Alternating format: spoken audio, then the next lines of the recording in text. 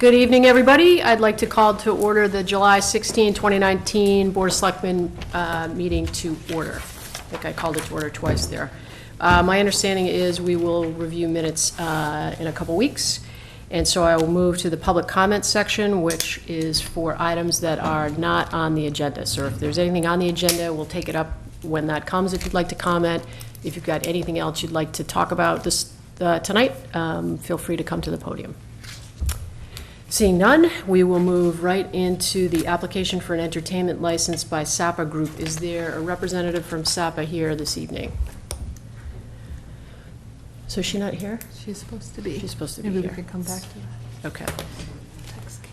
Okay. What is Randy here for? For National Grid? Oh. Steve? Okay.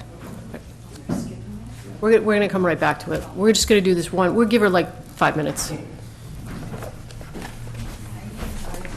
So I don't mean to keep you all waiting. I know you're here for that, but I would like to give her a couple minutes because I think ultimately we'll have a more productive discussion if she can be in the room with us. So I beg your indulgence on this.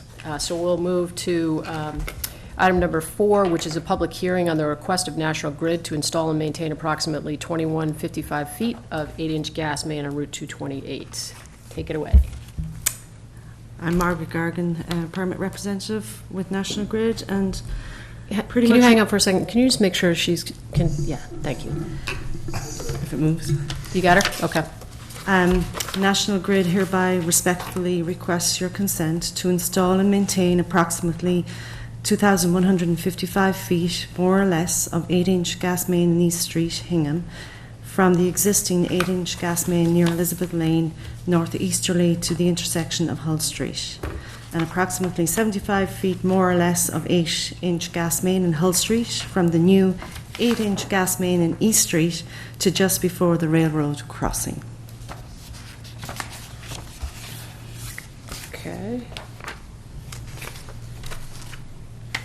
The butters have been notified of tonight's hearing, I see. Do my colleagues have any comments? Joe? Comments or questions? Well, I know that this is going to require the state's approval as well. Is our approval contingent on obtaining the state's approval, or we just grant it and then see what happens? So we can grant the grid location for the sections within the town right away. Right. And then you could always reduce it to, or connect to the existing main that's already there within the state layout, and then they can always reconnect that later on if they have to. Does that make sense? I think I understood you, but if we were to make our approval contingent upon the state's approval with respect to 3A, would that create a problem for National Grid?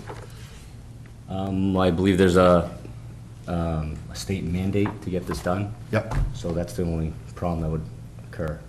Well, so my question would be, I don't think we have any authority to grant the grant of location over 228. So to me, we're actually granting on either side of Correct. Yeah, you're not doing 3A, it's just... I mean 3A, sorry. Yes, no. Correct. Right. So our grant of location just covers those streets that are within the jurisdiction of the town. Right, but would it proceed absent the right to go across 3A? Sorry? Would you proceed if you did not obtain the state approval for 3A? That would... I can't answer that. I would say they would. Okay. Because they could connect right up to one side, right? Correct. And Okay. then, Right to the state highway layout. Okay. any other questions, Joe? No. Okay, Mary? When will this, what is the timing of this work? So this work would start in March of 2020, roughly, pending, Okay. weather dependent. It would take roughly about 2 to 3 months. Okay, so that was, because I have my nice little map from the last time you were here, and so right now, so this is section 3, but we are this summer working on section 2. As a matter of fact, when I was driving here, I saw one of the little signs indicating that the work was going to be done, so. Yep. And in terms of, I know we've talked in the past and appreciate National Grid's listening to, things about how we're staging things and how to manage the work crews and the delivery of materials to parts of the site so that, to minimize the noise at night. So I guess I would imagine that, again, since this work is March of '20, that the same practices we've put in place for Section 1 and Section 2 would be in place for Section 3. Yeah, so I know they would continue storing materials behind the central fire station. Okay. And then I know Tom was looking at other locations of possible areas to. And then with the work starting in March, I know that we typically, we kind of put a little bit of a moratorium on road work during the winter months. So would the start date be contingent on, the town and Public Works saying, it's okay to start? Correct, yeah. Okay. If the weather looks decent, that there's no foreseeable, bad weather coming. Yeah. Then we would allow them to go ahead. And final question, and then a comment. How's it going with Section 2? So they're gonna start, there's a section, 800-foot section that they're gonna start from Free Street going south between Free and Crooked Meadow, and that's gonna take like 2 to 3 weeks, and then following that, early August is when they'll start that phase 2. Okay. Going north from Hingham Center towards Turkey Hill. Yeah. I would just say that this is, I don't have the original grant of location, but I think all in all, Tom, this is like 10,000 feet of, this is a pretty big project. Just about, yeah. This is just a really big project, and just as we're doing this grant of location, I want to take the opportunity to thank National Grid and thank you for your work on this and for the coordination. And in particular, I appreciate that both of you have been responsive to concerns and suggestions made by residents who are inconvenienced when this work is going on. I think as a town, when we show that we're listening to people and that we're trying to respond to some of the concerns, it really does go a long way. So my thanks to both of you for managing this big and complex project for the town. Thank you. Well, and I know one of Mary's earlier comments that I think you all have taken to heart is not only the staging area, but also trying to move supplies during the day so that we're not creating that noise and disruption in the evening. So we're trying to, I guess, make sure that we're moving that stuff at a time. They'll continue to do that, and it's still gonna be the same crew that's Okay. we've been used to already, so. Okay. And do you know, have there been interactions with neighbors or residents that you've had to deal with along the way here in particular that stand out? I haven't- I'm not No. aware. Okay. Okay. Anything further, Mary? No, thank you. Any comments or questions from the audience with respect to this grant of location? All right, seeing none. Just one other question. So there's been a list of 18 conditions that are proposed by the town. Have you reviewed that, and are you comfortable with those conditions? I'm the one that made it, so. Right, I just want to make sure that, because that will be part of our motion, that those will be binding conditions. So if there are any issues, I want to, Well, so you should know these, about that. so, yeah, so these conditions are a part of the form that we've developed over the last couple of years in particular. We've made some modifications to that Yep. form in the last, 12 to 18 Right. months. Yep. And so, my understanding is from Barbara and your predecessors that you've reviewed, ahead of coming here, you typically review all of that. Right. So yeah. We can presume, because that would be in the motion. Right. Yeah. Yeah, and the conditions haven't changed from phase 1 to phase 2. Okay. But it's a good point, because it looks like sort of just this vote, but to Joe's point, there are carefully reviewed and vetted conditions that will inform how the project proceeds, that, we're not discussing one by one tonight, but is part of what the grant of location is conditioned on. I mean, just as an example, the condition is that the work area would be left clean at the end of each workday, and there's a number of other provisions in terms of dust control. So those issues have been vetted, and they're going to be part of what we're voting on. Yep. Right. Okay, take a motion. Okay, I move to approve the request of National Grid to install and maintain approximately 2,155 feet of 8-inch gas main in Route 228, East Street to Hull Street, including the crossing of Route 3A, Chief Justice Cushing Highway. The gas main will originate at approximately number 239 East Street, just before Elizabeth Lane, connecting into the existing 8-inch gas main and continue under the paved surface of Route 228 East Street, Hull Street, including the crossing of Route 3A to completion at approximately number 8 Hull Street, connecting into the existing 8-inch gas main. The gas main will remain an existing 6-inch bare steel decayed main that is approximately between 91 and 106 years old. I think we got everything out of that. The engineering department has recommended, and we are adopting the following recommendations. First, that the work hours on Route 228 East Street and Hull Street will be between the hours of 7 p.m. and 5 a.m. only, Sunday through Friday. 2 weeks prior to the start of construction, variable message boards will be set up at project limits. Additional variable message boards may be required as needed. This approval is subject to the stipulation of the Department of Public Works as outlined in a letter dated June 14th, 2019. Second? Is there a second? Second. All those in favor? Aye. Aye. Okay, thank you. Thanks for coming in. Thank you. Thank you very much Thank for your you. time. Thank you. Okay. I mean, I don't know, I can't really keep holding this off. I know. So I'll ask once again, is there a representative from? Thank you, Tom. Oh, thanks, Sure, if you sorry. read the next one, that's fine. Anybody? No? Okay. Representative from Sapa Group? No, okay. I think that, I think we'll move on with the hearing on the entertainment license, since we've given her a few more minutes, and hopefully she'll come in during this discussion. Maybe now? Michelle, do you want to maybe take us through what the applicant's requesting, and we can move from there, Sure. since she's not here? Sure. So Sapa Group Inc.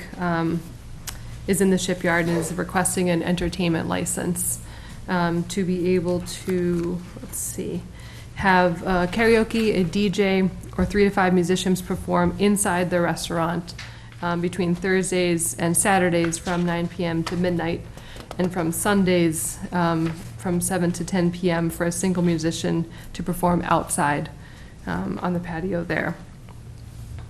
Oh, sorry, I think I said that wrong. So for a karaoke DJ or 3 to 5 musicians to perform inside Thursday through Saturday from 9 to midnight, or on Sundays from 7 to 10 p.m., or for outside a single musician to perform Thursdays through Saturdays from 7 to 10 p.m., or Sundays from 6 to 9 p.m. Okay. into the Shipyard. And so, we are the licensing authority for, as you know, liquor licenses, but also entertainment licenses. And so that's why this comes before the Board of Selectmen. Joe, any questions or comments with respect to the entertainment license? Well, I've seen a lot of emails and concerns from members of the public. I'd like to hear from them to see what the concerns are. Sure. Mary, any questions or comments at this point? No, I'm happy to wait until we hear. Okay. Sure. So like Joe said, we've heard you, read your emails. We appreciate you coming out tonight. And if you have a question or a comment, I'd ask a couple things. One is that we maintain cordiality here in the room. We're all trying to do the right thing. And that you state your name and your address so that we can have that for our minutes. So if anybody would like to come to the podium, I'll recognize you. You could come up to the podium, state your name and address, and make your comments. Okay, sir. My name is Robert Crowley. I live at 23 Shipyard Drive. And I'm here to oppose the application or the hearing on the Sapa's application for a nightclub in the marina. Now, you might say, what do you mean nightclub? Well, basically, if you're going to have entertainment from 9 to 12. It's a nightclub. Call it what it is. It's an entertainment license. It's going to be a nightclub. My background is I'm a former police chief, and that I sat on a licensing board for probably 5.5 years, and I dealt with restaurants, I dealt with liquor licenses, entertainment, and it's almost as though this seems to be what Marina Bay became in Quincy. More and more entertainment. Fortunately, they built more and the entertainment left. One of the big things was the tent. I don't know if you've ever heard it, but it was quite a venue, and it was trouble. It was trouble. And it was more or less the young people. It wasn't the middle-aged, it wasn't the elder, it was kids. And they'd come in anytime, and they'd be drinking, and they'd be having a heck of a time. Good, I'm glad they enjoyed themselves. But once they leave, especially at 12 o'clock, you could hear them. We used to have complaints all the time from the residents. There used to be a committee of residents. We used to meet with them all the time. We had noise monitors, but no matter what we did, it seems once you get a license, you're not going to be able to take it back from them. Now, why is Sapa all of a sudden want 3 entertainment licenses? 3. Most places that come up before a license, they only want 1, but they want 3. They want more business, obviously, and that's their right to do that, but we shouldn't have to suffer as residents. And the noise from 9 to 12, people are going to be coming and going. They don't normally show up at 9 o'clock. They'll be there coming in at 10 o'clock. They'll be coming in at 11 o'clock, and they can stay there till 12. They can still continue, because I think the place has a 1 o'clock license. I'm not positive for alcohol. Chief, do you know that? I think most of them close By midnight, yeah. Okay.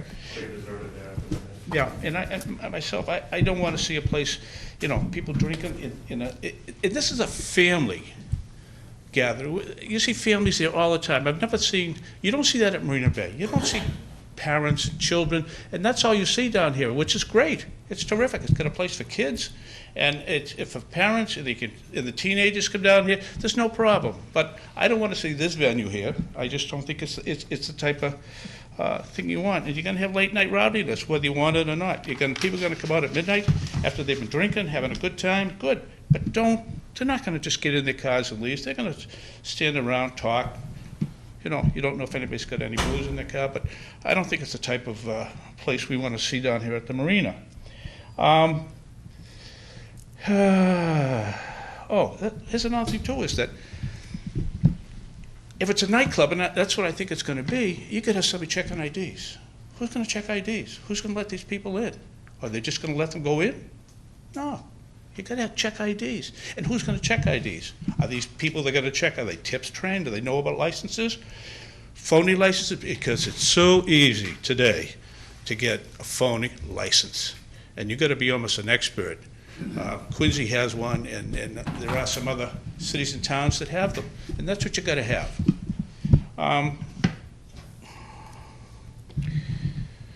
All employees have to be tips trained. The bartenders, talk about over-serving.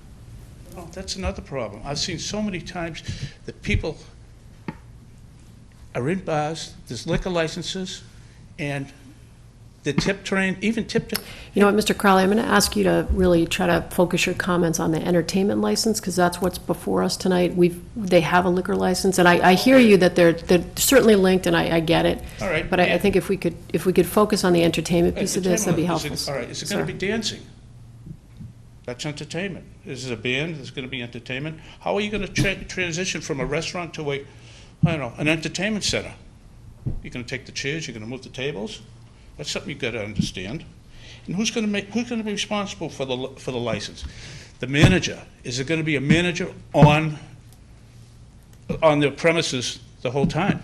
There's got to be somebody that's in charge.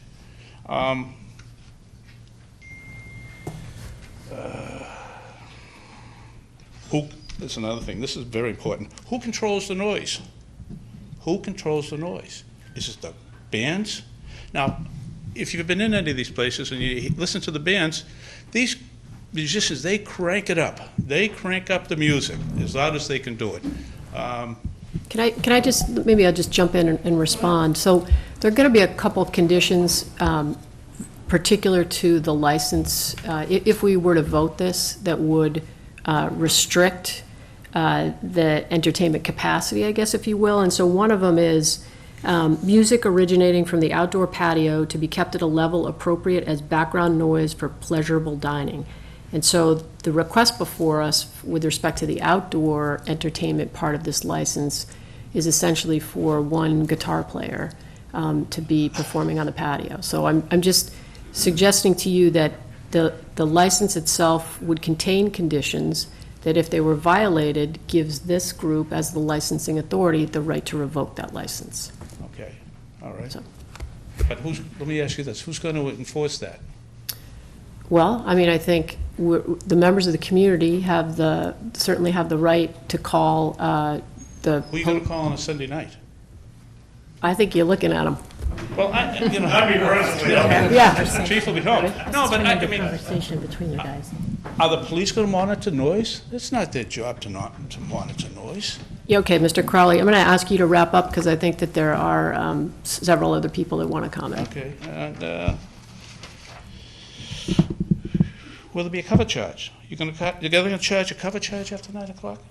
You have to pay $10 to get in? Okay, it's just not pertinent to the question before us. So I'm going to ask you to wrap up so Well, I that we think can. it is, I think it is, I Okay. think. I'm going to ask you to wrap Okay. up one more time. All right. With that, I have some more things, but I don't want to bore you any more than I have. You have not bored us. But thank you. Thank you. Thank you for your time. Thank you very much. Would anybody else like to be heard on the entertainment license for Sapa in the Shipyard? Yes, ma'am.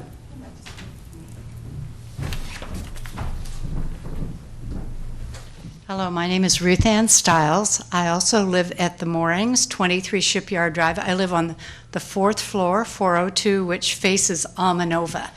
And my husband and I lived for 40 years in Newton Center. Never thought of moving to the South Shore, but when we saw the Hingham Shipyard, we said, this is a spectacular place.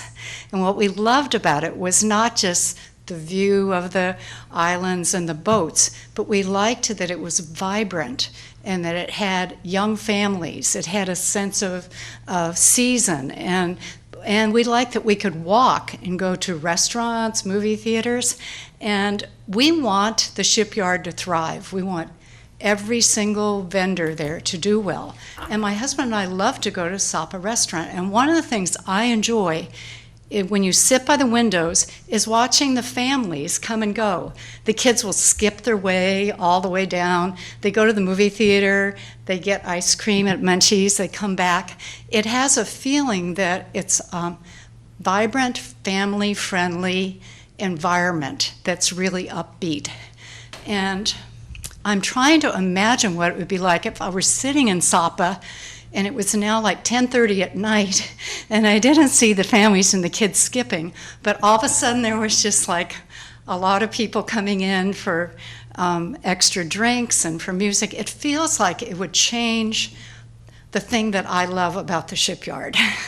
And we are impacted by sound because we're in the building that's right next to that. So some of the people who are here have condos that are like right above the Trident or right next to a Sapa. So they actually have concerns with vibrations and sounds. I don't get that, but I care about the Shipyard. And I think for the whole Shipyard to do well, it needs to preserve its identity.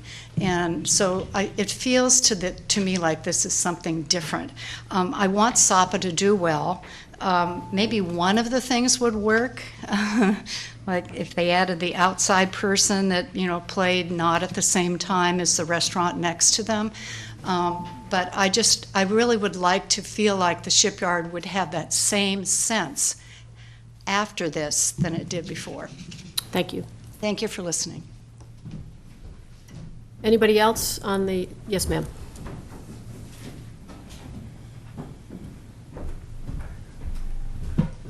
My name is Kathleen Warner, and I also live at the Shipyard. I happen to live right above Trident, immediately above the second floor. And I have had 4 different occasions where I've had to ask them to shut the music down at midnight. Now, their license is, I think, open until, the music, I think, perhaps 10 o'clock? Midnight, 10 o'clock. 10 o'clock? 10 Yeah, o'clock. but they forget. And even when they forget, there are people that, after they've had their meal and they're sitting outside, you know, just chatting and everything, they get loud, really loud. I work full-time.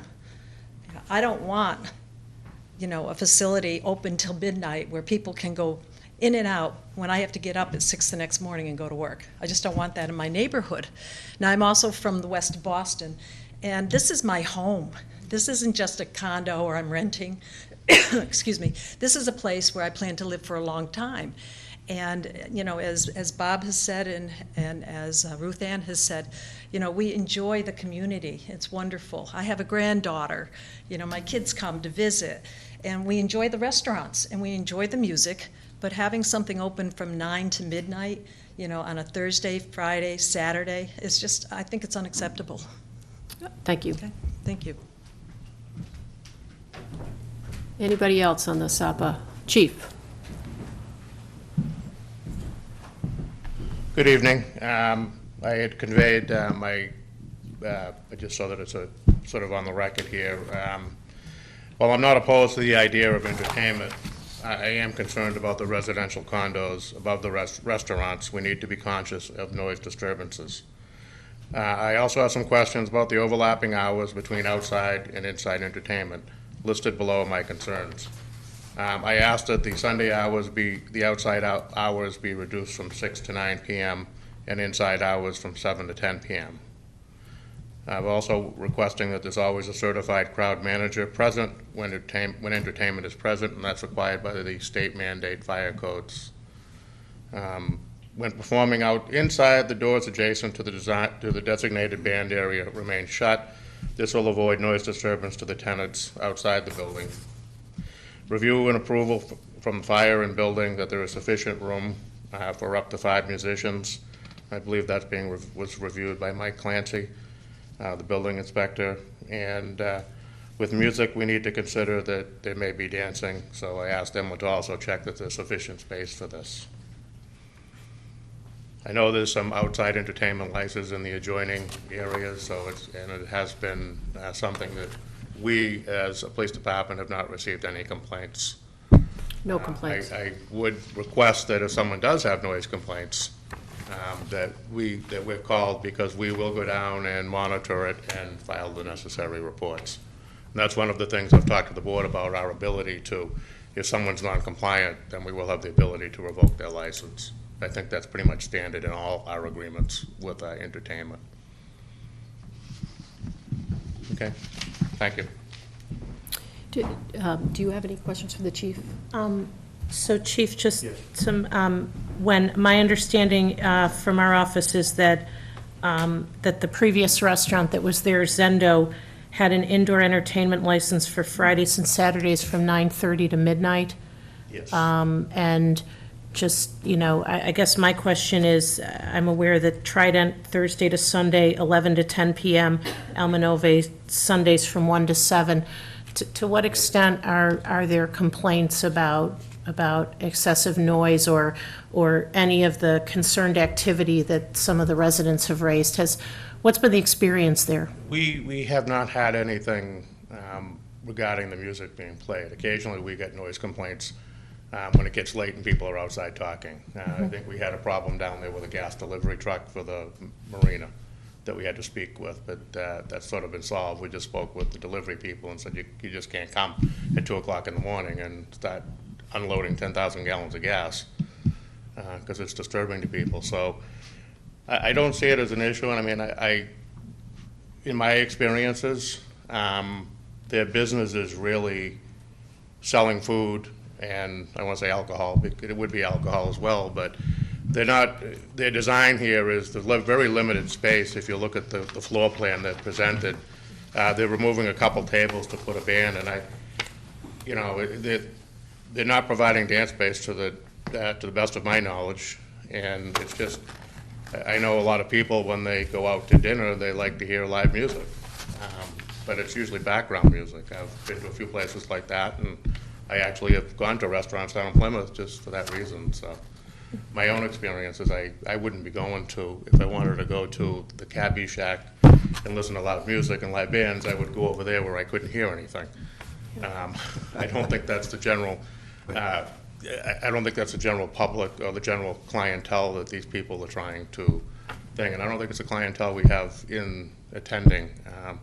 We'd also, during the live concerts that we have there throughout the year over, that are sanctioned by the Shipyard, we don't have complaints with that. And on Friday nights, I believe they have a detail officer that is there from 4 to 12 o'clock.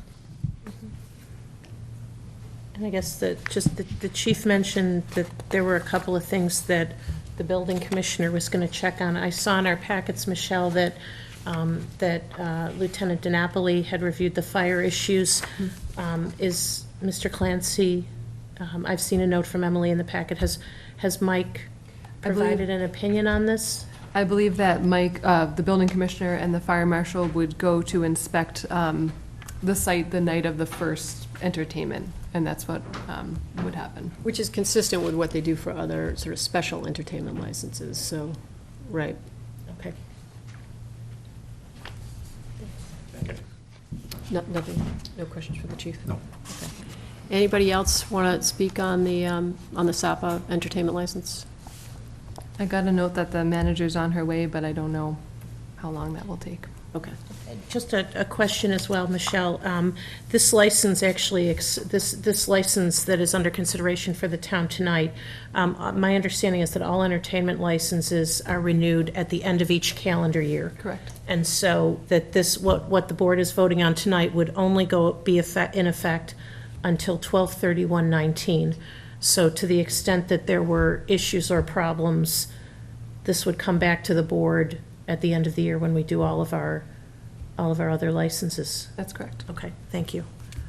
I mean, my experience on the zoning board, when we've had issues, people seeking special permits with respect to entertainment, if it's a new project, we typically put in a look-back provision so we can see, in fact, what happens. There can be speculation about events and people, and then we can look back and see if that speculation happened or not. In this case, there's an automatic look-back because the license would only be for a year. I have not heard anything here that says there have been problems. I've heard concerns that there may be problems and that we need to be sensitive to those issues and that we should structure any approval to make sure that we anticipate issues in terms of hours or how things are structured so that we make sure it's managed appropriately. But I've not heard any concrete concerns that would say we should not proceed. And I believe that the motion before us, and I've been reading it through, and is that the original entertainment license that the Sapa Group proposed was for more hours than, I believe that this vote reflects the chief's recommendation, which would mean fewer hours than what was originally requested. That's correct. So that it would be, if I'm right here, 7 to 10 outdoors. Thursday through Saturday. Every time I'm reading this, I Thursday think through I know Saturday, it's- 7 to 10 outside. Yep. And on Sunday outside, 6 to 9, which is a reduction in the hours that she wanted outside. Yep. And then inside, Thursday through Saturday, 9 to midnight, and Sunday inside from 7 to 10 p.m. Yeah, I mean, I And that's, would tend to kind of concur with my colleague, and I think the Sunday night, I guess, I don't view Sunday night as big of a night. I think that I like the recommendations of the chief for reducing the Sunday hours. That sort of falls in line with our existing bylaws, noise article bylaw. The Sunday has reduced hours, so. good. And the town has a noise bylaw as well, which would be applicable here. Look, I hear you, and I would be frustrated if I had to get up to go to work when people had been noisy outside my house. And I appreciate the comments that you've made tonight, and I appreciate the comments that you've made about, I think, the character of the Shipyard, because I think that was, the zoning board in particular worked really hard to create an atmosphere down there that I think has largely come to fruition, which is family-friendly, commuter service oriented piece of our community. And that's something I think that we, Joe in particular, who's worked on the zoning board for years, feel is important, and we do want to preserve. I think one of the things that we do when we sit in this seat is we have to balance the interests of private property owners with the interests of commercial tenants in that mixed use, specially zoned mixed use arena. And so, while we hear you, we're also hearing the merchants saying that in order to remain competitive, they, like their colleagues around them, are interested in providing live entertainment as an option. And I think, are you here from the Sapa group? Yes, I am. So I'm sorry that you've missed our earlier discussion. I wonder if you might join us at the table, and maybe I'll fill you in a little bit on where we've been, and maybe you can sort of take us through your request. No, I appreciate you being here. So we've had a little bit of a discussion. The police chief has spoken, and I think that you're aware of what his concerns were, and you talked with Sharon Paffetti in our office about reflecting the chief's concerns in the entertainment license, which is a modification and a reduction in the extent of the entertainment license that you originally requested. Yes. What we heard earlier from the residents was just concern about the additive nature of an additional entertainment license in a very small commercial venue, and with a very small commercial venue with, the immediacy of residential units right above these restaurants. So, I think my understanding when you've talked with Ms. Perfetti is that you're interested in trying to bring, I guess what I describe as pretty low-key entertainment to your restaurant, Yes. Both inside and out, and maybe you could describe for us what your intent is to give us some context on this license. Yes. Well, actually, And maybe if you could just state your name and address for the record, that'd be great. Oh, Thank sorry. you. My name is Lesa Tu. I'm from the Sapa Group Inc., 25 Hillside Avenue. Sorry, that's my home. 25 Shipyard Ave, Shipyard Drive in Hingham, Mass.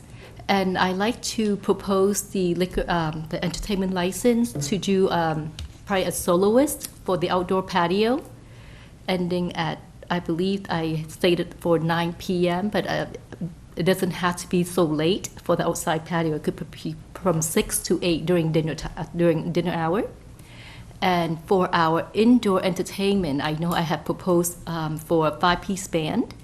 But that would be the maximum. I don't think I would ever bring a 5-piece band in, just in case if there's like an engagement or something that people want to bring in a band for their functions.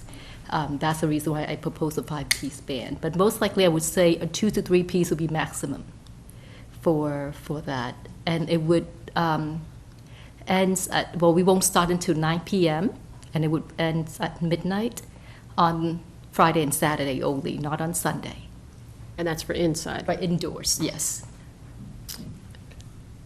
And outside, my understanding in your conversations with Ms. Perfetti, it was your intent to work with Trident, your restaurant neighbor, to kind of coordinate the outdoor music? Yes, definitely, because I know that Trident have it on Sunday afternoon, and we would like to propose it at the evening hours so that it won't contradict and it'll be too noisy in that matters. So it sounds to me, and the hours of operation, for some reason, I'm just kind of all over the place on it. And I want to make sure that I know what we're voting, and I want to make sure that everybody knows what we're voting. Right. What I think I just heard is that you are proposing outdoor music from 6 to 8 p.m. Yeah. I I don't know that I would, well, I mean, you tell me. I think what happened was she made a request. Yep. The chief reviewed it. She agreed to a reduction in her request, which is what appears before us. And the conversations, and Michelle, jump in here, because you were part of this with Sharon, was that I thought your conversations in the office were, look, my intent is sort of this, but I don't want to necessarily constrain myself, or if the setup time counts, then I want to be able to bring the musicians in. And so maybe the performance hours are 6 to 8, but the entertainment license might extend on either side of that. So I think what I understood the conversations were in our office was you were trying to ask for some leeway on either side of that to make sure that you weren't then in violation of your entertainment license. Exactly, yes.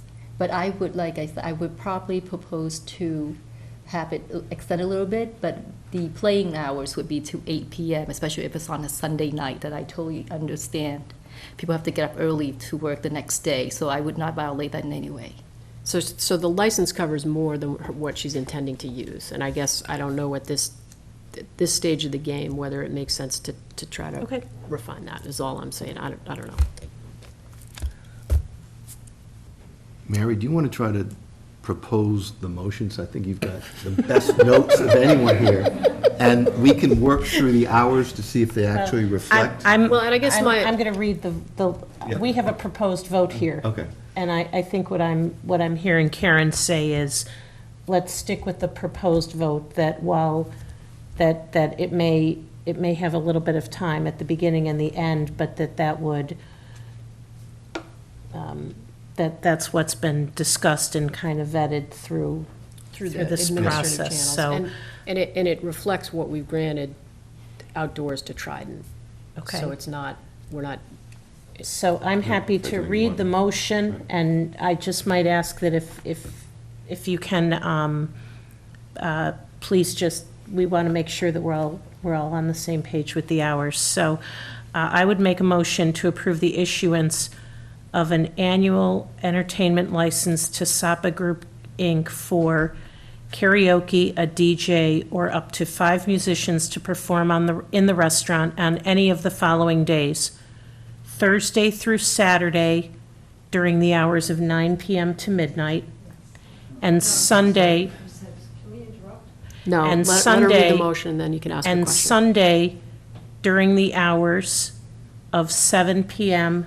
to 10 p.m., so that's indoors, and a single musician to perform on the outdoor patio of any of the following days: Thursday through Saturday during the hours of 7 p.m. to 10 p.m., and Sunday during the hours of 6 p.m. to 9 p.m. Yes. The following restrictions apply. 1, music originating from the outdoor patio to be kept at a level appropriate as background noise for pleasurable dining. 2, doors adjacent to the designated band areas shall remain shut during all indoor performances. And 3, permitted hours may be further limited or the license revoked if noise or crowd control complaints arise. Sapa Group is required to contact the building commissioner and the fire marshal for a site inspection prior to the first evening of entertainment. And as we spoke earlier today, this license will expire on 12/31/2019. Yes. And so when we would see you coming back in December, if this is granted tonight, Yes. and certainly, as with all licenses, we look at what the experience has been before granting any renewals of licenses. Is there a second to the motion? Second. Okay. Now we So- can discuss it. Now we can discuss it, yeah. So, Joe? I thought I heard, and I don't know if it was from the chief, maybe it wasn't, about having a manager on site. So she is a licensed crowd control manager. That's in our packet, and that is part of the condition that the fire marshal would impose with respect to an entertainment event, I think. Is there a reason that, I think that should be part of our requirement as well. Sure, if you want to I don't see where you see the, So she's here, and the discussion's here, and then her certificate is here. right, but in terms of having the manager on site. Well, I mean, as the manager of the liquor license, she's got to be on site, Yes, I am the manager of liquor license as well. but you I can just- certainly, I'm concerned that, I think, I've heard from the neighbors, they want to make sure that someone's there to manage the issue. And so, and hopefully there won't be an issue. But the neighbors do not want to be in a situation where you've got, somehow it gets out of control and there's no one responsible. And so we want to make sure that there is a responsible party on site. Yes, I mean, even with musicians, we're using local musicians that have been playing around the shipyards before. We're not bringing musicians from different locality in, so that's not. The Rolling Stones are not going to appear. So, Joe, we could add that as just a fourth, Yep. you know, after 3, 4, there will always be a certified crowd manager present when entertainment is present. Yes. We could just reinforce that in the motion. Yes, that's great. So I guess I'd just Amend the offer motion. that amended Yes. motion. Is there a second to that? Second. Okay. I mean, technically, we need to vote on the amendment, I suppose, but we can, The whole thing. yep. Anything else, Joe, at this point? The hours, the hours that were read are consistent with what I understood. They differ from what the applicant was saying. That's right. Especially the outdoor hours were to be from 6 to 8. I mean, well, like I was discussing with Sharon that that's just a wider window, but if 6 to 8 would be, if people that are here, do they feel more comfortable with that hours, and I have no problem changing my hours from 6 to 8. Well, I guess in part, it's, you know, once this is issued, you're going to be accountable. So Yes, I if you understand. really, if 8 o'clock is not going to be acceptable, we want to hear now that 8:30 or 9 is really the outside of what you're going to need, although you expect it's going to be 8, or you really think it's 8 and you don't need anything more. If I can extend it to 8, if that's the case, I would like to extend to 8:30 if possible, because I mean, during dinner, I hate to have just musicians just to cut off. Right. And then people are eating, and all of a sudden, there's no music playing, if that was the case. And if it was outdoor, it'll be a solo guitarist, so it's not gonna be very loud. He'll have one little amps. What about if we make it consistent with Sunday? So Thursday through Saturday, 7 to 9, Sunday, 6 to 9? I mean, here's what I'd like to do, frankly, right? What I'd like to do, because I think we've had a lot of these one-offs, we've had Almanova, we've got Trident, we've got you. What I'd like to do, what I'd like to suggest we do, is when these entertainment licenses come back in the winter, that we have some coordination and we have some ability to have everybody present to talk about the cooperation among the restaurants in the Shipyard. Because what I'd frankly like to do is be able to make sure that these licenses are somewhat contingent Yeah. on each other. Right. So, you know, I don't want to put you in a position that, kind of like you said, cuts off your entertainment midstream. On the other hand, we've definitely heard from the audience that they're concerned about the hours. So, Yeah, the reason why I proposed for the evening hours outdoor, because I know that Trident is having the afternoon hours. And I don't want the conflict to be, because we're. right, That- so that you're, makes sense. so you're Yes. you're potentially starting a little bit later. Exactly. Yeah. So I don't know. So what is the, So my proposal would be, let's cut an hour off Thursday through Saturday and say during the hours of 7 to 9 PM That's the fair. outdoor? Okay. for the outdoor. And Leave it, then Sunday is still 6 to 9? Yeah, so it's Okay. consistent. yeah. Yeah. The ending hour anyway is Okay. consistent. So I will move that amendment to the motion. Second. Seconded that? Okay. Oh, you're really stretching my Robert's Rules of Yes, Order we here. Mary, any other particular questions? Nope. Okay. Does anybody from the audience have any particular questions at this point? So the the hours have been reduced now outside, Thursday through Saturday, 7 to 9, Sunday, 6 to 9. They're conditioned, there's 4 conditions that apply. The outdoor music has to be at a level appropriate as background noise for dining. The indoor doors, the doors indoors in the event of indoor entertainment need to remain closed, those adjacent doors. We can revoke this license if we receive complaints. And the 4th condition was, there always has to be a crowd control manager present so that if you complain and/or if the police arrive, there's actually somebody who's responsible for the entertainment that's on Actually, the, yeah, I'm there 24/7. that's on site. Okay. Yes, sir. Can you come to the microphone? Sorry. It's just that the people at home can't hear you. I haven't heard anything about the hours indoors. The hours indoors would remain the same as the application. 9 to 12? It would be 9 PM to midnight on Thursday through Saturday, and Sunday, 7 to 10 PM. So they have an existing entertainment license, right, that you read? From the last. That's at least, that's Friday and Saturday until midnight. So this would add Thursday till midnight. That was from the I don't think restaurant that's, I in think the that's previous place. unreasonable for the people, that's my opinion. And I know Ms. Powers said, when she made the motion, she said Tuesday through Saturday, if you want to go Oh. back and check. Well, that's your not, pardon. yeah, Thank you. it's Thursday. Should be So you Thursday. can't, you won't go by the chief's recommendation to go till 10 o'clock at night inside? On That wasn't Sunday. his- Yeah, No, I'm talking about that wasn't inside. his recommendation. No? The chief recommended Sunday Oh, all right. inside I 7 to thought- all right, 10. I'm sorry. Yeah, we did. And so we know that they've had that there's been a license for this before indoors. Are you aware of any concerns that? No, I'm not, no. So- It wasn't anything, but there was no business in there. Well, we would like this business to survive.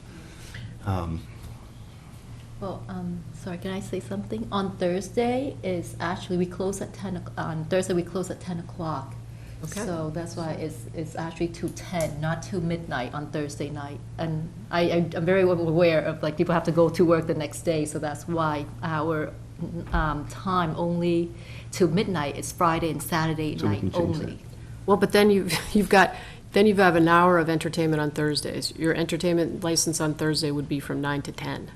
Yeah, I mean, that was if it was karaoke, but Okay. like I said, I'm just putting it in. I might not even do anything with it. I'm just putting, Can I ask one more question? Yes, you should. Are you going to show up for the karaoke? Yeah. Is that what you're? No, So, no. wait. You need to address your question to me, and then we can ask her. Okay. How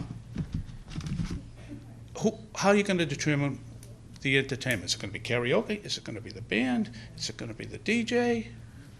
So that's a business decision by the restaurant. So as long as she's within, as long as she follows the rules of the entertainment license, Can't you settle for just one?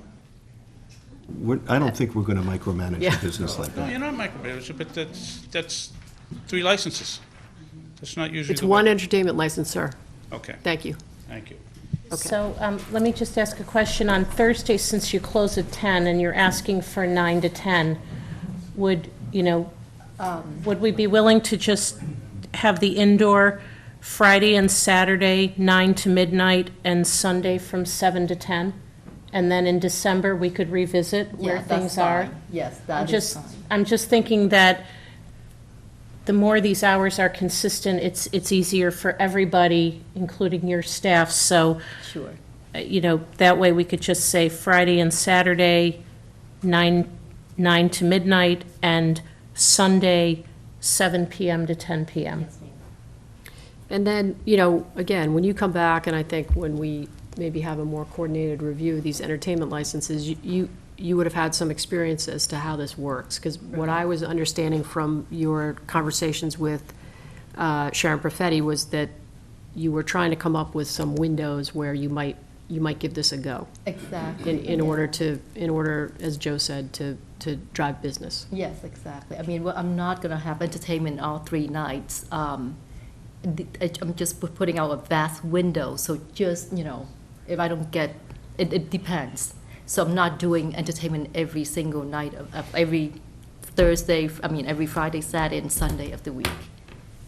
And obviously, we will advertise, and everybody will know beforehand if anything were to happen. you want to read the hours one more time?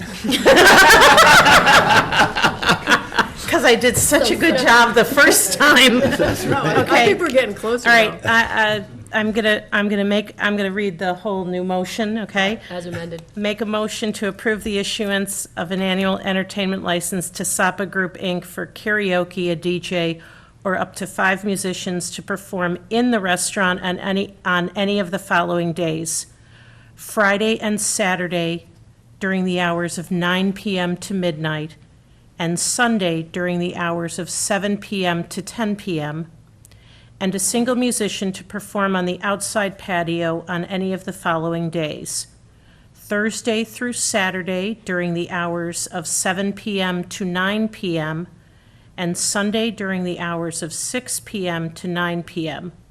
The following restrictions apply: music originating from the outdoor patio to be kept at a level appropriate as background noise for pleasurable dining. 2, doors adjacent to the designated band areas shall remain shut during all indoor performances. 3, permitted hours may be further limited or the license revoked if noise or crowd complaints arise. And 4, there will always be a certified crowd manager present when entertainment is present. Sapa Group is required to contact the building commissioner and fire marshal for a site inspection prior to the first evening of entertainment. So I will second that as a motion to replace your prior motion. Okay? I like that. Okay, there's been a motion and a second. Is there any further discussion? Seeing none, all those in favor? Aye. All those opposed? Thank you for coming, everybody. Appreciate it, and thank you. Thank you very much. Thank you. Have a nice night. Do you have the original that we're going to sign, or? Yeah, I think Sharon's got that in the, Okay. all right, so moving right along, sorry about that. We will move to the sewer department installation. Steve, Tom, can you take us through what you'd like tonight?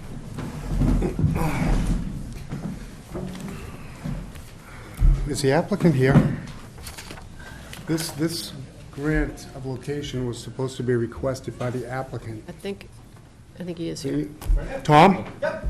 Good man. So this isn't really coming from the sewer department, it's coming from the applicant. Okay. Want to pull it, Steve? Sir, could I ask you to introduce yourself? Do you want to go up there? Yeah, that'd be great. Oh, that'd be great, thank you. I have extra copies of the plan. in case you Okay. need them. Thank you. Are they different from what we were No, previously they're the same using ones. than we had? Yep, we have them. Thank you.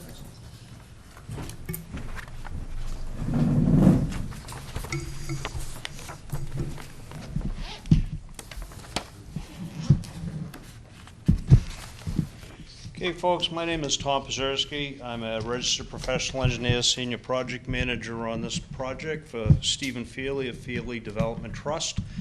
What we are proposing is a grant of location to connect the 8-inch sewer main. The sewer main connection will take place about 445 feet up Plantersfield Lane from Downer Ave. And it'd be in front of house number 21, which is the third house on the right. The sewer main is on the opposite side of the street where we want to connect. And we're going to be going straight through the grass island there, put a new sewer manhole in, go through the grass island, and we have a local small subdivision. It's 3 residential lots for Steve and his 2 sisters. They're longtime residents in the town, and they just want to build a nice, quiet community up there. So we need to connect to the sewer, and we need the grant of location from you. We have had department head meetings on this. I've worked with Steve on this project over the past few years, and it's designed properly in accordance with the regulations of the town. We agree with all the recommendations we've received from the sewer department as well as the DPW and the conditions that they've stated.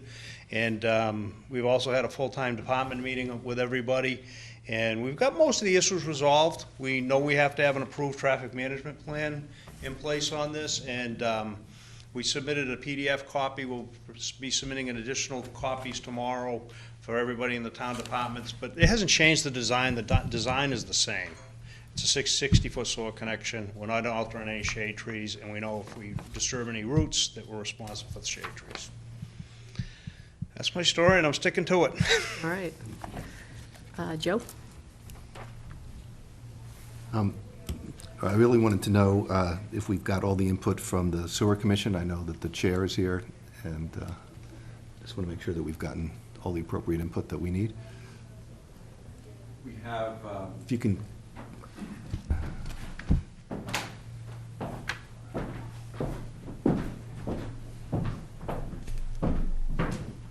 Kirk Schultz. I'm a member of the Sewer Commission, but I'm not the chair. We just had our reorganization this past May. And I'm here to observe. We have our sewer superintendent, Steve Dempsey, is speaking on behalf of the Sewer Commission tonight.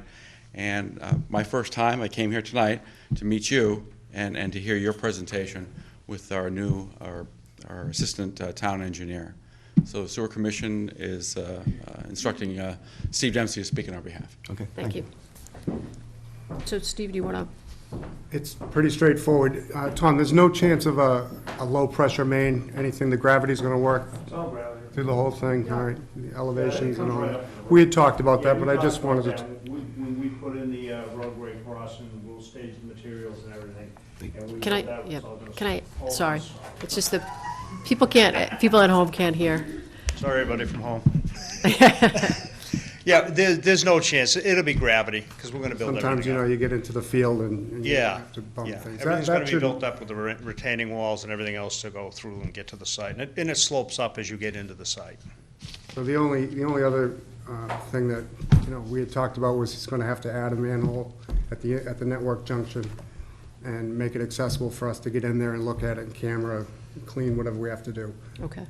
But that's it, 60 feet should be a piece of cake.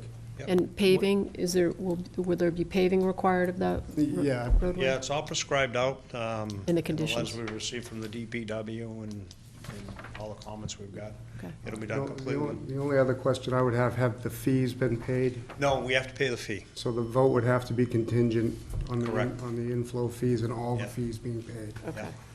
And is there any other permitting other than this Granite location that our vote should be contingent on?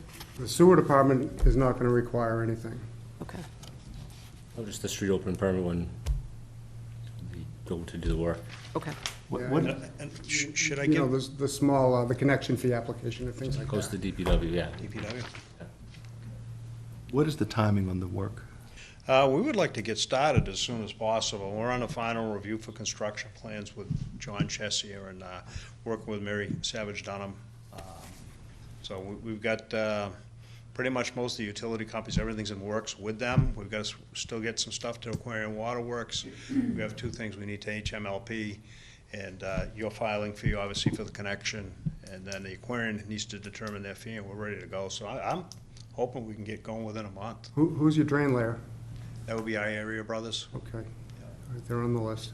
How long will this work take from start to completion? 60 feet, Yeah, a couple days. okay. I mean, one question about the timing is just the school, Oh, yeah. disruption. Yeah, that was a big discussion. Is we're gonna make sure that if it's out of school hours, it's really not a big deal. We still we have a complete traffic management plan, so when we're doing this thing on the crossing, the predominant traffic route will be detouring away from Planters Field. We have detour signs on that. We do have accommodations for residents that live in the immediate area that might have to get closer to that area, so there'll be signage and police details for this. When they do the crossing, I can't imagine they're gonna need 3 police officers, one up at the far end, one at Downer Estates, and one in the middle, just Okay. for traffic safety purposes.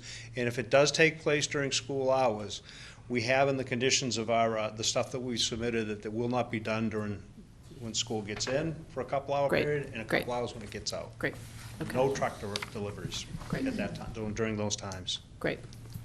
Mary? I think the only other thing that I appreciate that the engineering department has included the special conditions that you've spoken about, which is restoration of the traffic island and pavement markings. I just, just a suggestion, I don't want to micromanage this, but take some before pictures, so then you can take some after pictures and kind of make sure it lines up. The reason is that sometimes this office hears from residents in the area who sometimes say, gee, it looks different than it did when the work was done, it doesn't look as good, so let's just you Oh, the know. finished pavement and Let's everything, just get some pictures of before and after so that there's no question about sort of restoring back to its original condition. And this is all, the hookup is paid for by the applicant here? Correct. Okay. Any questions from the audience on this grant allocation for the sewer installation? Mr. Mullally? Just because I live on Yeah. Come on up. Michael Mullally, 14 Cushing Avenue. I just happen to live on Crow Point, and my question's not on this specific project, but it seems that the sewer pumping station on Downer Avenue is constantly under construction for whatever reason, and that it overflows several times on 3A on that connection down to the pumping station at Stotter's Neck. Have we reached capacity on Crow Point, the amount of sewer outflow? We can just keep incrementally adding to this and not going to be a problem? The short answer is no, we haven't reached capacity yet. Okay. And not going to have any troubles? It's a concern, but the short answer is no. Okay. Thank you. I just think so, okay. Thank you for the question. Anything further on this grant allocation? So will you, who was ever going to make the motion, will you make it contingent on the fees, all fees? Sure. So I move that contingent upon the payment of applicable fees, that we approve the request of the Hingham Sewer Department to install and maintain approximately 60 feet of 8-inch PVC gravity sewer main within Planters Field Lane. The sewer main will be installed in the easternmost northbound lane of Planters Field Lane and continue under the paved surface to completion at the property line of the new Downer Estates subdivision, where it would then continue as private ownership. The purpose of this sewer installation is to provide sewer of 3 new residential dwellings in said subdivision off of Planters Field Lane. The following special conditions apply. First, the restoration of the existing traffic island that will be disturbed within the public way for the sewer project will be replaced or restored to its original condition or improved. Second, pavement markings will be restored to their original condition and location. And this approval is subject to the stipulation of the Department of Public Works as outlined in the letter dated June 14th, 2019. Second. All those in favor? Aye. Thank you. Thank you, thanks for coming. Thank you. Thank you, sir. Thank you, thanks for coming. Good luck. Thanks. All right, next up is the charge of the Transition and Evaluation Committee. We have been working individually on crafting a charge. You might remember that as part of the annual town meeting vote, when we purchased the water company, we established 2 committees. One was the Transition and Evaluation Committee. That committee will be charged with assisting principally the Board of Selectmen's office during the acquisition phase, and then will be charged with evaluating both the governance and the operation of the water system structure.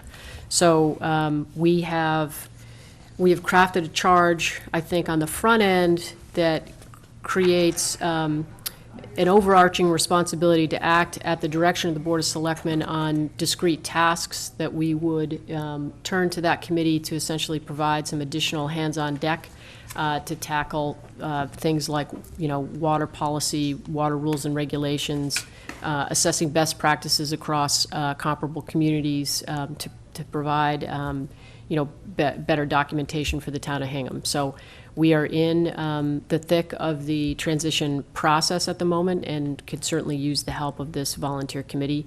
At the other end of the phase of this, once the town fully acquires the system and is operating the system, the committee will then engage in the evaluation of, what does the governance structure look like, and what does the operational structure look like, and are we getting the best bang for our buck there? So we are working with the moderator. We've been sitting the last, month and a half or so. We've been interviewing candidates who have stepped forward to serve on this and many other committees here in Hingham, and we're in the process of evaluating candidates. The moderator has 3 appointments to this committee, and we have 2 appointments, and those will be forthcoming. But I guess, in the interest of full disclosure, before we ask people to join the committee, we thought maybe they should know what they were signing up for. So I don't know, Joe or Mary, if you have any comments on this. I know that the selectmen have put in a good deal of time and thought to make sure that they're giving an appropriate charge that will wind up with a committee that's really pursuing the best interests of the town. And I am the neophyte here. The other 2 have been working on this for a while, and I really just commend them both for their diligent efforts on getting the transition going for the water system. Thank you. Mary? I think this is an excellent charge, and it provides some specificity, but also understands that there are some things that we don't know, and that's the tricky part of the balance. And I would just mention in particular something that I think is important is that the governance and operational review phase, that the assessment of the structure will not begin until at least a year after the town's been operating the water company. So, we didn't want to have a circumstance where the town's operating the water company for 60 days and it's like, poof, let's talk about whether this is a good idea or not. So there was a lot of thought put into some of this timing so that we have enough experience to make an informed recommendation to town meeting, which will be the ultimate decider on what that, whether the structure will remain as it is or whether it would be any different. Any questions from the audience on this particular item? Okay, I think are we scheduled to vote this? Yeah. I'll make a motion to accept the charge of the Transition and Evaluation Committee as presented. Do we need to read it in, or is it part of what is included in the minutes? I would say. I'd attach it to the minutes. Yeah. Okay, I second the motion. All those in favor? Aye. Aye, okay. Okay, now what I suspect most of you are here for, other than the entertainment license, is the compressor station update. And as Joe may be in the best position, he's the liaison to this group, and I think has been informed by Elizabeth Eldridge on certain earlier meetings, the Representative Lynch meeting. I don't know whether you want to sort of take us through the... Well, I'll just take us through the most recent event, which I think is the event of most concern, which is on Friday, July 12th, the Department of Environmental Protection approved the air quality permit for the proposed natural gas compressor station in Weymouth. I know it's in Weymouth, and we're in Hingham, and there's been discussion about why we're involved.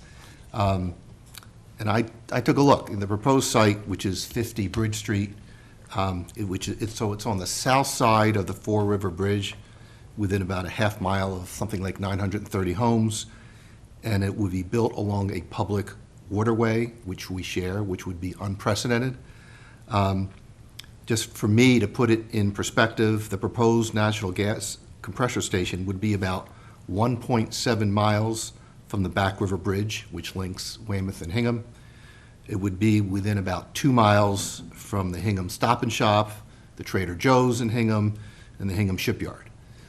So that's really close. So at this point, the town of Weymouth is reviewing basically 2 options with respect to the air quality permit. The first thing is that the town of Weymouth can file a motion for reconsideration with the DEP. And that is something that they would have to file within 7 days of the decision. I'm not sure whether the town of Weymouth has made a decision about whether or not they're going to seek reconsideration or not. But they would have to take that action basically by the end of the week. The second option would be to seek judicial review of the DEP decision by appealing it to the First Circuit Court of Appeals, which is based in Boston. And that appeal would need to be filed within 30 days of the DEP decision. And it's also possible they may be able to appeal certain aspects of the decision to state court. So they're looking at all of those options. And there's also, in addition to the air permit, there's another key permit that will be needed by Algonquin Gas in order for them to proceed with building the compressor station. Namely, they need a water permit. And that is currently being considered by the Office of Coastal Zone Management, and a decision on that permit is expected by early August. The town of Weymouth has been leading the challenges to these permit. Hingham, Quincy, and Braintree have all joined Weymouth in that challenge. And in my view, now is not the time to stop our support of Weymouth in its effort to stop the proposed construction. Okay, thank you. So I've got a motion, but before we do that, do we want to open it up to comments or? Yeah, so I guess I'd say one thing quickly, and Joe brought up the timeline. You know, first of all, I'd just like to apologize for the short notice, and I appreciate all of you making the effort to be here, and I apologize to my colleagues for having this on the agenda tonight. But as Joe said, I think that if we wanted to be in the position to at least consider our continued support of Weymouth, it had to be today. You know, the summer months between our council's vacation schedule as well as our every other Tuesday meeting schedule doesn't really afford us the opportunity to do otherwise. So, you know, we heard from a number of residents who couldn't be here tonight, and it's not our habit, and I hope you have seen this over the last several years in particular, it is not our habit to try to jam things through or sneak things on an agenda when people can't be in the room. But this one, I think, was out of our control, and we felt we at least had to put it on the agenda to consider the question. So I appreciate your indulgence on that and the indulgence of my colleagues for that. Well, Mary. just to be clear in terms of dates, the action was July 12th. And Right. today's the 16th. Well, so- and if we're going to support Weymouth in the motion to reconsider, That's gonna be Weymouth the needs to end of know this it, week. right? So we really needed to take action tonight. And we acted as quickly as we could Right. after this decision.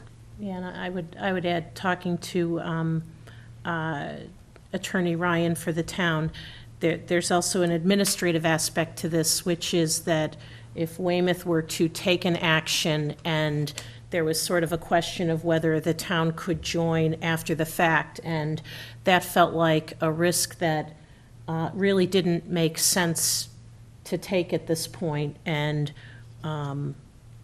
so that is another reason that sort of, that brings us here tonight.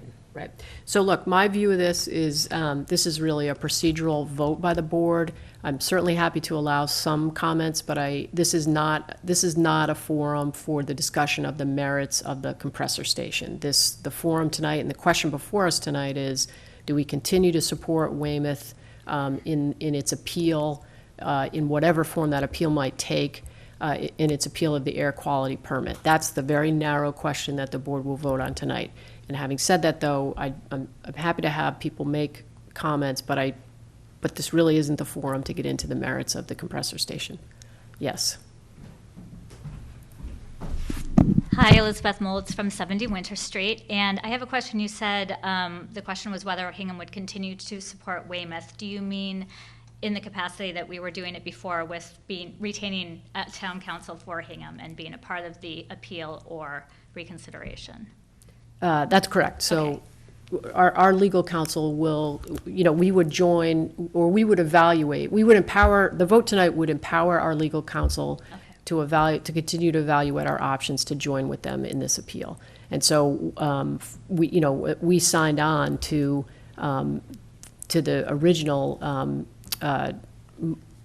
hearing against the compressor station. And now the question is, what form will Weymouth's appeal take? And yes, we continue to retain counsel. Right.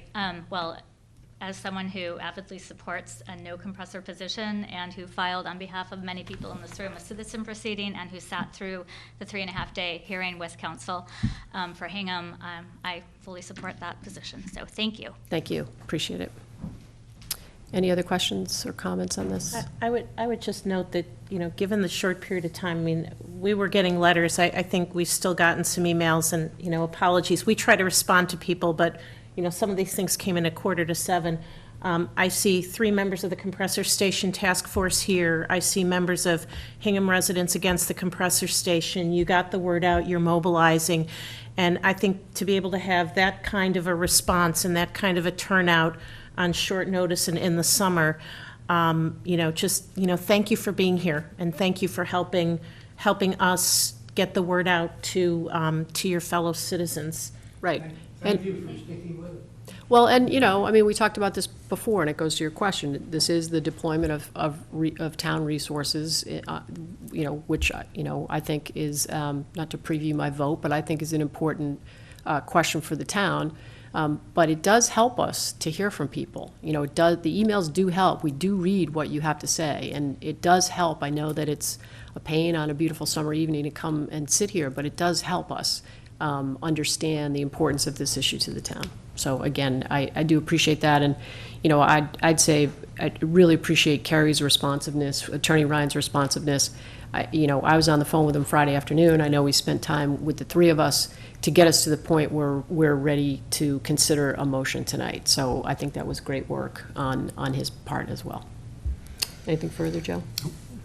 You have I have a motion, so I would move that the town of Hingham continue to support the town of Weymouth in its appeal of or challenge to the air quality plan approval from the Department of Environmental Protection for the proposed compressor station, and to authorize council to file any necessary documents in support of said appeal or challenge. Second.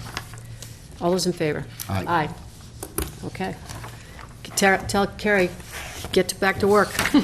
And so, you know, I might also just suggest that and Joe, I know you're the liaison, but as Weymouth makes its decisions, perhaps in like selectmen reports, that'll be a good vehicle to just keep the community and keep the board updated on sort of what happens, what the timing is, and again, what the substance of that challenge and how it'll play out.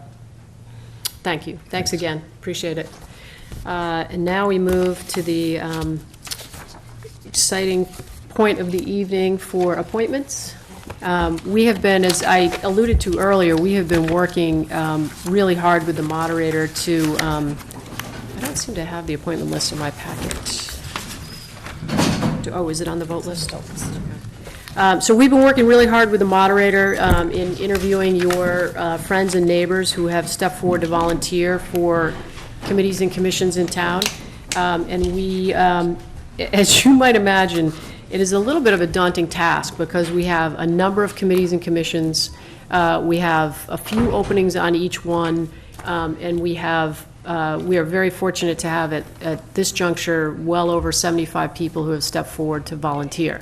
So the tricky thing that we need to do is kind of do a little dance with the moderator in terms of who the moderator is seeking to appoint to the committees that he has authority for, and then for us to consider who we would want to appoint, and more importantly, I think, to match the skill set and desires of the citizens who have stepped forward with a position that we think they're going to enjoy and be engaged in. So, right, the last thing you want to do is volunteer and not enjoy it. So it's a little bit of like that game with the traffic jam game where you kind of move one car over and then the next car in. So we're going to make some appointments tonight, and then we'll regroup on where the vacancies are, and we'll do some more again probably at the end of the month.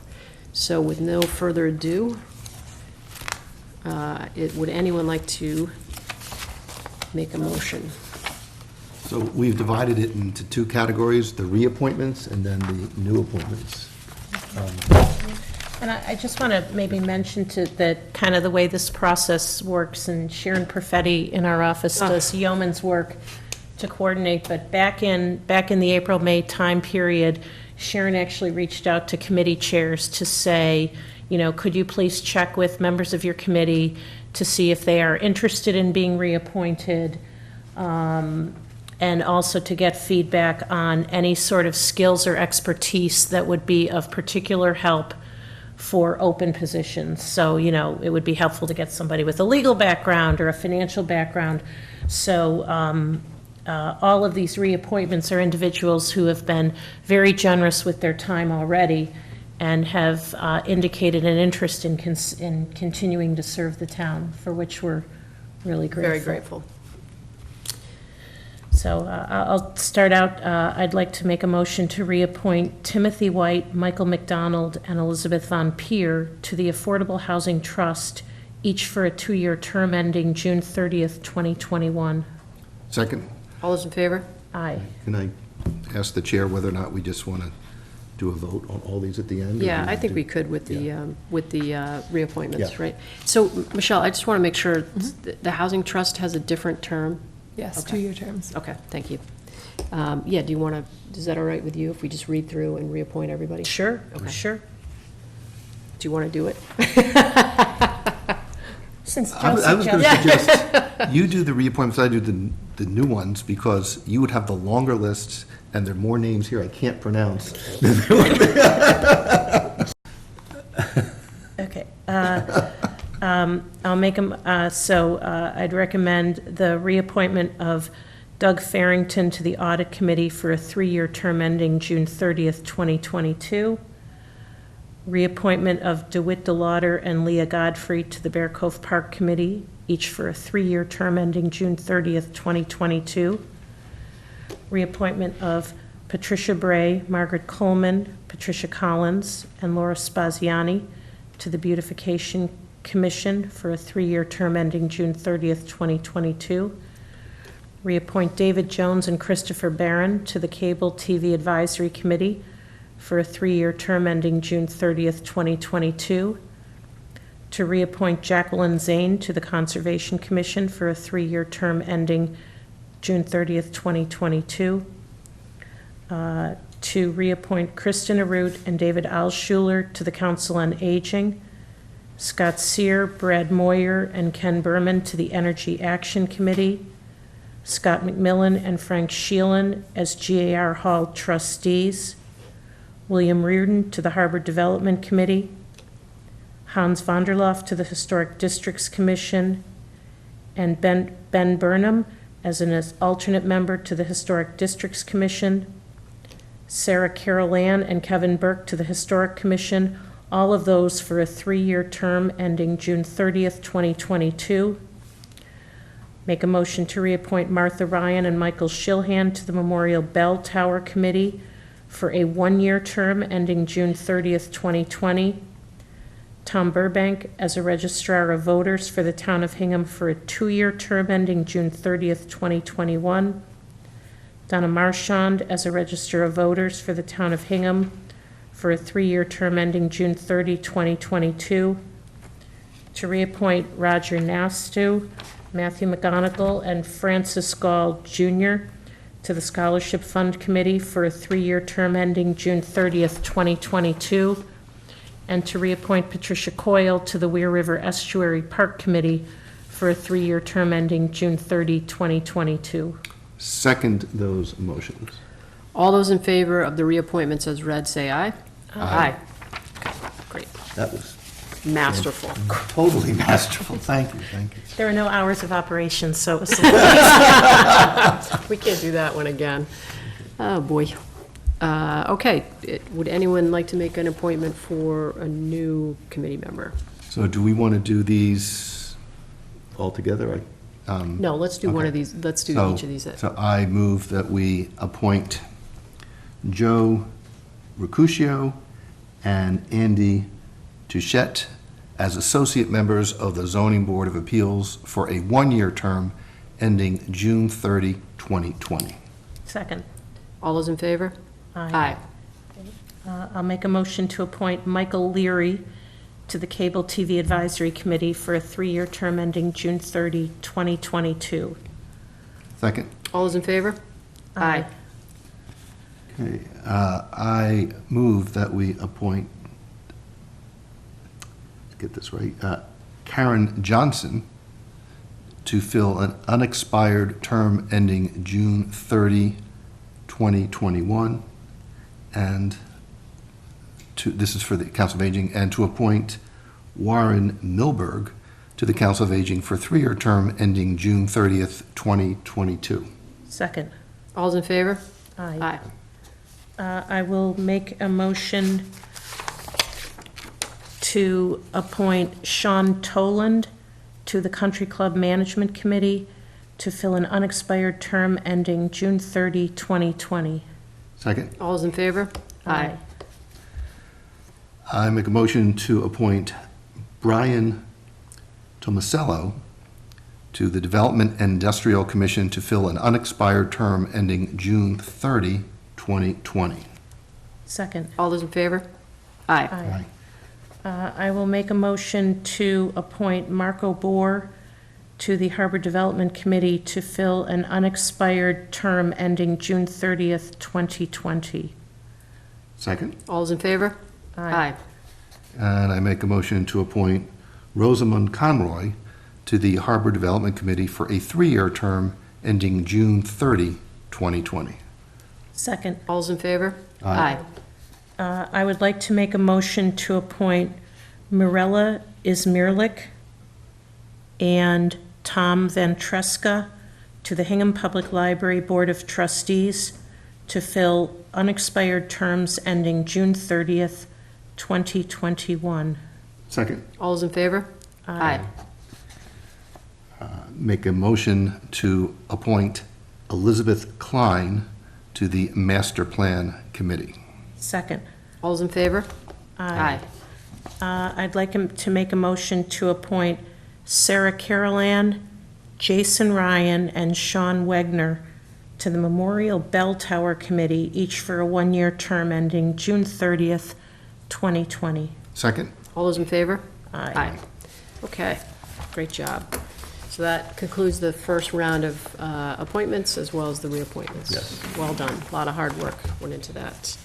And we have some votes tonight, Michelle? Yep. A few one-day liquor licenses and a couple other things. Okay. Missing, okay. So the one-day liquor license for the New North Church, ooh, you all right?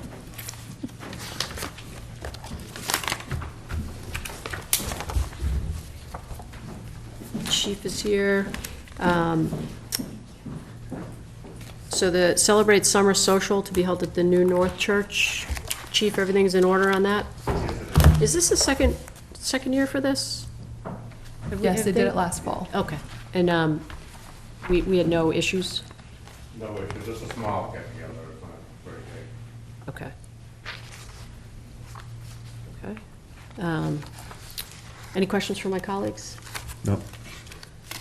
Would someone like to make a motion? Sure. I move that we approve the issuance of a special 1-day wine and malt beverage license to Steve Aucella on behalf of New North Church for the Celebrate Summer Social to be held at New North Church on Wednesday, July 17, 2019, from 7 p.m. to 10 p.m. Second. All those in favor? Aye. Okay, the Renegade Run. So this we definitely sponsored last year. Any issues with that one? No, that's something that, under our encouragement for the past few years, they've moved it over to Beckville Park. Okay. It's nice for the park as well. Okay. Great. Thank you for that. Any questions on this liquor license from my colleagues? Nope. Okay. Someone like to make a motion? I'll make a motion to approve the issuance of a special 1-day wine and malt beverages license to Paul Foti on behalf of Type 1 for the Renegade Run obstacle course race to be held at Bear Cove Park on Sunday, October 20th, 2019, from 8 a.m. to 2 p.m. Second. All those in favor? Aye. Aye. Okay. Father Bill's MainSpring. This is a great event at the Shipyard. I know it's been going on for multiple years. I, in particular, went last year. Seems to be pretty well organized and controlled. There was a couple of detail police officers as well as... 44 Okay. officers total, and I have to tell you, they get an A+ for their application process. Okay. They have the whole works completed in there. That's fantastic. Very well planned, very well organized. Good to know. Any questions from my colleagues on that one? No. Michelle, anything on that? Okay. Would someone like to make a motion? I move to approve the issuance of a special 1-day all-alcoholic beverages license to Timothy McDonald on behalf of Father Bill's and MainSpring for FoodFest 2019 to be held at the Hingham Shipyard on Tuesday, July 30th, 2019, from 5 p.m. to 9 p.m. Second. All's in favor? Aye. Okay.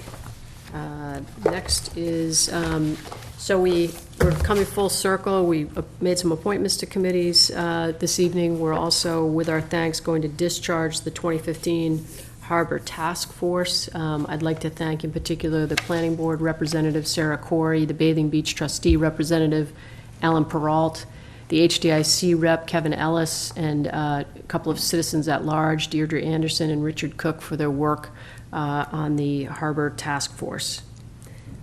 And with that, I would take a motion to discharge that group. I'll make a motion to discharge the 2015 Harbor Task Force with thanks. Second. All those in favor? Aye. Okay. Summer Sidewalk Sales. So we, so the sidewalks, when we approved this, sidewalks aren't closed down. It's just allows merchants to place items out on the sidewalk they otherwise couldn't. Exactly, yeah. Okay. We need that permit to put their wares out on the street. It won't, none of the sidewalks will be closed down, it will be accessible. And I think, we actually will be including that ban that we tried out on, I think, Mother's Day. Yeah. Which was pretty successful, so Okay. that will be included in this plan as well. Okay. And there'll be a detail officer down there. Okay. And when they use the sidewalks, they can't prevent, like, they've got to allow passage? Yes, Okay. yeah, and that, we'll monitor that as well. Okay. And are you working with Lynn Barclay? Yes. On that? Okay, great. Well, again, it's a really, really fun afternoon. I think the merchants really appreciate the turnout, so I'm keeping my fingers crossed for great weather, July 25th through the 27th. Do we know which streets the sidewalks are on, so we can identify that in our motion? Yeah, I believe they're on the section of Main Street and Hingham Street, as well as South Street. It says, let's see. I didn't see it. Yeah, it's not in the motion, you're right. Road barriers on the corner of parking at Main and South, replicating the same thing we did. Historically, the square is generally defined as like Elm Street to Main Street, but to North Street. But it's- That's it, sort of at Forget-Me-Not Lane and runs up until the intersection of the one-way section, like just at Station Street, that But- area there. But it's basically sidewalks on Main, North, and South streets? Yes, basically. Yeah, okay. Would you like to make that motion? Sure, I move to approve the request of the Hingham Downtown Association to use the sidewalks on Main Street, North Street, and South Street for the annual Summer Sidewalk Sales on July 25th through 27th, 2019. Second. All those in favor? Aye. Okay, and the last one that we do periodically with town projects is to waive permitting fees. And so I would ask for a motion to waive the building permitting fees associated with the partial town hall roof replacement project. So moved. Second. All those in favor? Aye.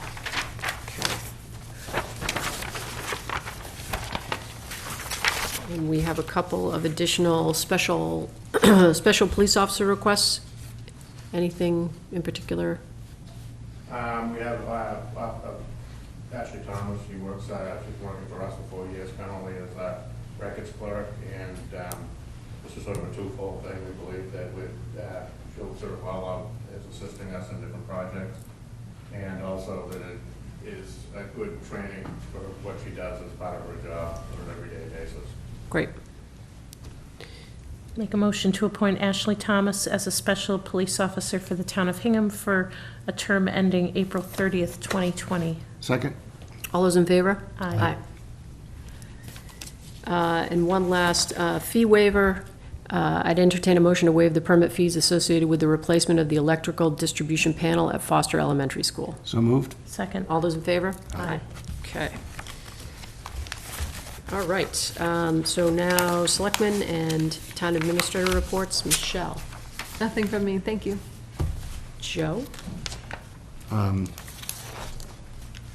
think I'm going to pass this evening. Mary?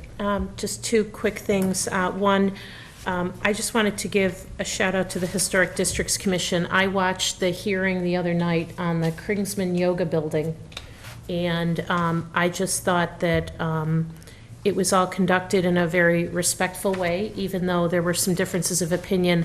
What I in particular appreciated was that the Historic Districts Commission, and this was the first time they were in this formal role of weighing in on a project outside the historic district, they have a checklist that has a list of objective criteria that formed the basis of the discussion. And I thought that it was a very helpful way to structure the discussion. I thought it was educational for everybody that was involved.